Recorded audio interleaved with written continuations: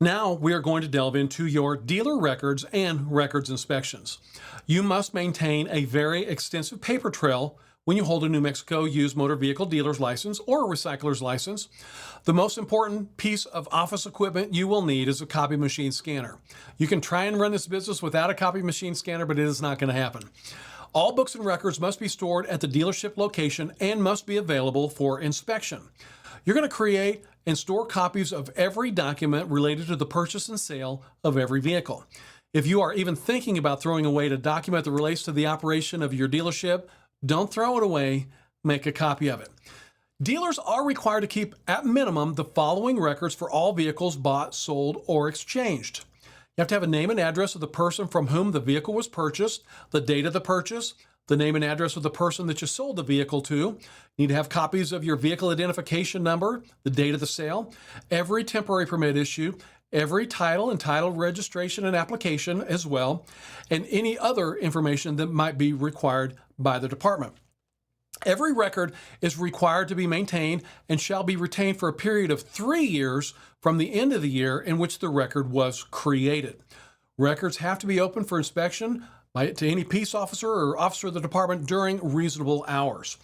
Most federal forms are required to be kept at least 5 years.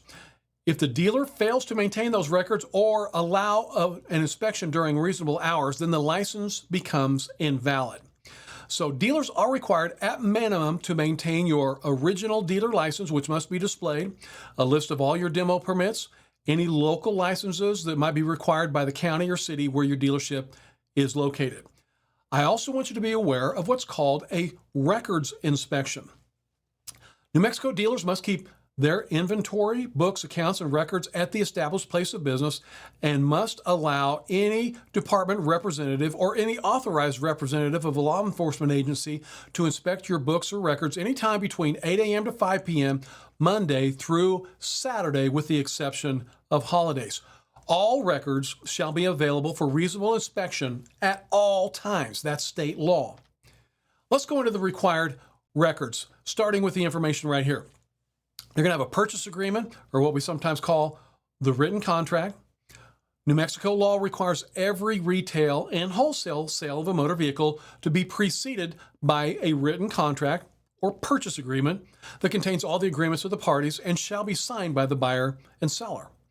A purchase agreement is required on every transaction involving a sale or buy, including purchases from out-of-state dealers and out-of-state residents. The purchase agreement must be the original or a certified copy. And this document is essential for the computation of motor vehicle excise tax based on the net sale of the vehicle. A non-certified copy would be accepted if it does conform to NADA retail pricing, so do please keep that in mind. However, if any taxes are paid by out-of-state, an out-of-state resident, a certified purchase agreement must also be provided. Here you see a sample purchase agreement, and this also has what's known as your required warranty information on it, which we're going to discuss here in just a little while. So you can normally get a purchase agreement from any dealer auction, or you'll easily be able to print them up automatically with any type of dealer software program that you may be using. So I want to make sure that you're very clear. You must have a written contract or purchase agreement on every transaction. This is a state law. Next, I want to discuss a bill of sale, which is a little bit different from the written contract I showed you. This form, MVD 10009, bill of sale, is needed if all the required information on a title or like a boat certificate of title is not complete, such as the purchase price, or if the odometer disclosure statement is not on there, or maybe not all the included signatures or something like that, or if the assignment or if all the reassignments are used by the dealer. So that would only be for dealers only. So please keep that in mind. A bill of sale is also essential for computations of motor vehicle excise tax. So here you see that bill of sale form MVD 10009. So do please keep that in mind. I also want you to be aware that New Mexico is a plate-to-owner state. So the plate is assigned to the owner, not the vehicle. So you're going to make sure to remove the vehicle's New Mexico license plate if it's a New Mexico resident under the plate-to-owner procedures. So New Mexico does use a plate-to-owner procedure for transferring ownership of vehicles. And under this regulation, then the plates are assigned to the owner rather than the vehicle. So make sure of that. And always remind the customer that they do have 30 days in which to register any vehicle that they have purchased from you. Also let them know about that penalty. There's a penalty for not titling a vehicle within 30 days. There's a penalty for driving the vehicle on New Mexico roads. And there's another heavy penalty if they haven't registered that vehicle within 90 days. If you ever have any questions about registering vehicles, you can certainly contact your local MVD office.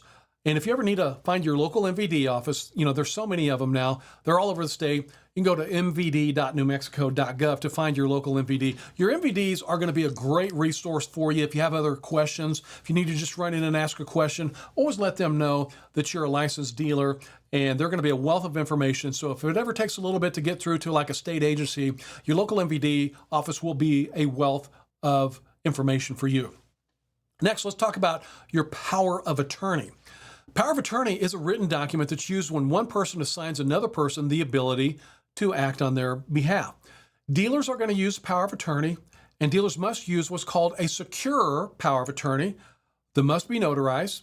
The owner must sign it in ink, and a certified copy could be accepted as well. So always keep that in mind. A power of attorney can never be used to execute any transaction after the death of a person, so you would need like certificate of death and things like that. Dealers must only use a secure power of attorney. So this is a proof of ID would be required as well. So here you see a sample of a secure power of attorney. A signed and notarized secure power of attorney will be required on every New Mexico dealer transaction. Next, let's talk about your title application. A title application is used by the customer to order the new title for the vehicle that they're purchasing from you. The title application is required for your customer to pay the proper motor vehicle excise tax on the vehicle that they're purchasing from you. And here you see the state title application form 10002. So that's a form that's going to hopefully be printed up by any type of dealer management software program that you're going to be using. Hopefully you're consider using dealer management software. I next want to talk about misrepresentation of motor vehicles. So the state's Attorney General's office, they've been concerned a long time about unfair and deceptive trade practices involving the sale of motor vehicles to retail buyers. So the Attorney General's Consumer Protection Division, they've received many complaints alleging dealers have failed to disclose any type of prior damage to that vehicle with a proper disclosure affidavit. So the Unfair Practices Act requires licensed motor vehicle dealers to provide purchasers with a notarized affidavit for vehicles sold with previous wreck damage when the repair costs were 6% or more of the sales price of the vehicle. So you have to let the customer know in writing if previous wreck or damage repair costs were 6% or more of the sales price.